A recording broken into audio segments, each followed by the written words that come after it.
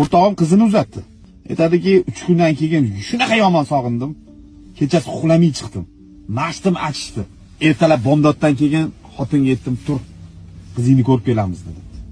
Voy, adasi jinnimisiz? Qanaqa borib ko'ramiz? Ko'cha sipirgani chiqadi, uzoqdan bir ko'rib kelamiz. O'zini jonli ko'rgim kelyapti debdi. Xullas, eri xotin chiqib borishibdi. 3-4 uy narida turib, mashinada o'tirib tomosha qilishdi. Aksiga olib qizi ko'cha sipirgani chiqmabdi-da. Qaynota qaynanasi ko'cha sovuq, ko'chani sipirmaysan debdi. Baraka topib ko'rlar. O'tirdik deydi, bir mahal darvoza ochildi deydi. Bir mahal mashina chiqib kelyapti. Qarasam, quda chiqib kelyapti deydi.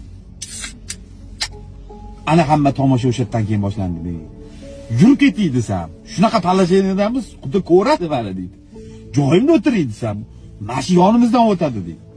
Nima qilishni bilmadim. Xotin yot deb sirenani tushirib yotib oldik ikkalamiz deydi. Shu bilan qizimni ko'ra olmay men ketdim deydi. Bechora.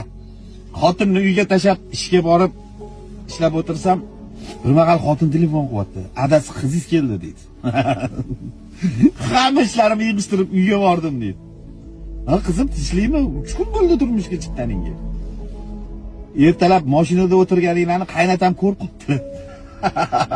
Baraka topib ko'rib qopti haligi. Qaynanamga telefon qilib, o'g'lingga ayt, ishga ketayotganda kelinni uyga tashlab ketsin, qaytayotganda olib keladi.